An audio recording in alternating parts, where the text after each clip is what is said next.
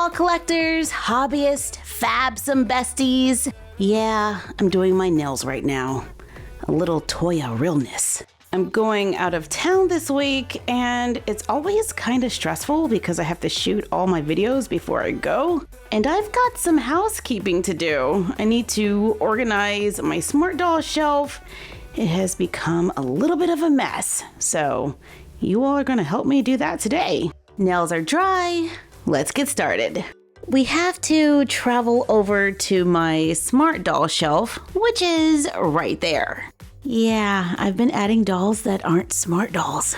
I really want to set up a little diorama there. I think I would be more inclined to use them if I had a working backdrop in my studio. But first we have to remove the dolls that aren't smart dolls.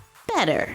This is a shelf from Target. It is 14.5 inches deep and about 44 inches long. This is the smart doll room we made a while back. It's a little corner room. It's already had one makeover, and now here's its second.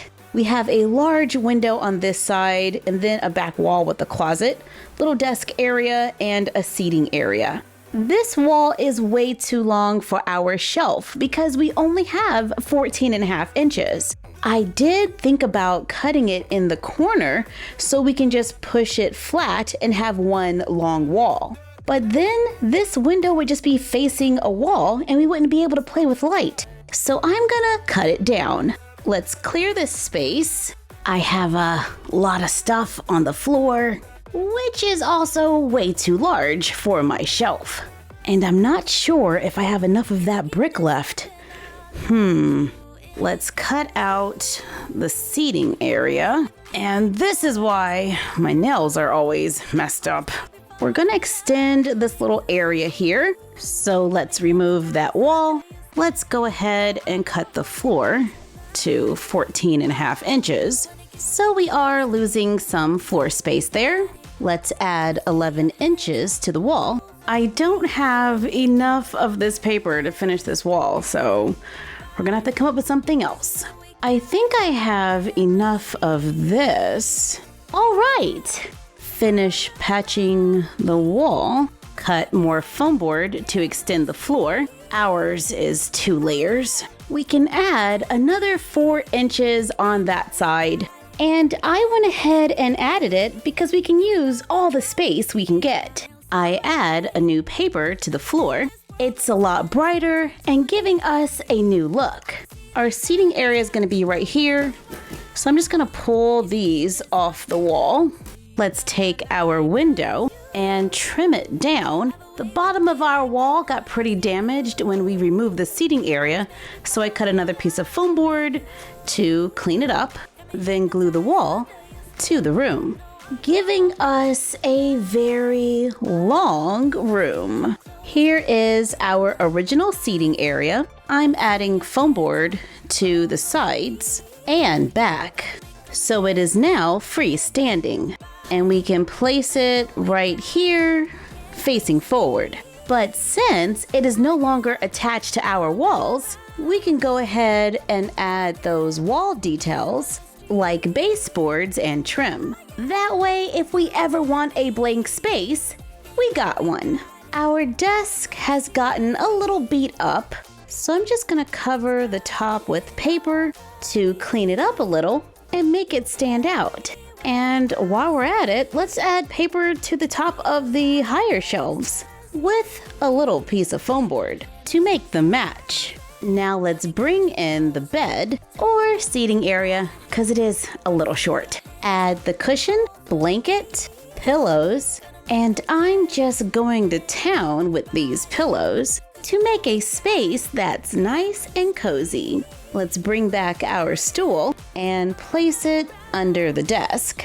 Add paper house plants like our snake plant and spider plant. Add books and personal items to the shelves. I'm placing our record player on the top of the closet. I'm bringing back our old Polaroid camera, an 18-inch doll laptop. Let's add one of our printable Polaroids. I searched through my dollhouse art from previous projects and used poster putty to attach them to the walls to make a gallery wall.